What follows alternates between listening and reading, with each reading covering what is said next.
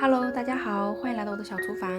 今天来用牛肉和牛骨做一个既健康又美味的牛肉汤，再用煮熟的牛肉做一个干拌牛肉。先把牛骨焯下水，水烧开后，把牛骨捞出来，洗去上面的浮沫。锅里加入2000毫升的水，放入新鲜的牛肉，还有之前焯过水的牛骨。牛肉在煮的时候会出现一些浮沫，把它们捞掉。再放入芹菜根、大葱、欧防风。欧防风营养丰富，特别适合用来炖汤，煮出来的汤更加鲜甜美味。再加入几片月桂叶、黑胡椒粒，还有盐。盖上锅盖，用慢火炖1个半小时左右。这个时候的牛肉已经炖得非常软烂了，把牛肉捞出来放到一旁备用。然后把汤倒出来，把那些煮烂的蔬菜过滤掉。这个牛肉汤不仅味道浓厚鲜甜，而且非常营养健康。喝不完的汤还可以用来煮面或制作其他菜肴。现在我们来做一个干拌牛肉，把牛肉切片，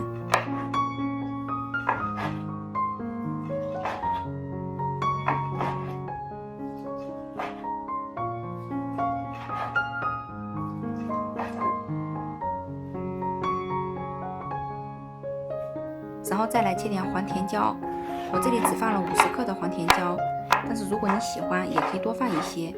黄甜椒吃起来又甜又脆，可以提升干拌牛肉的口感。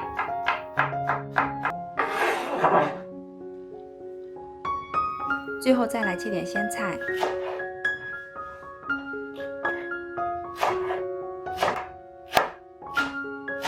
把牛肉、黄甜椒、鲜菜放到碗中，加入蒜末、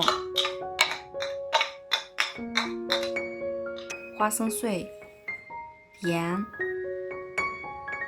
糖、生抽、香醋、辣椒红油、麻油，然后搅拌均匀。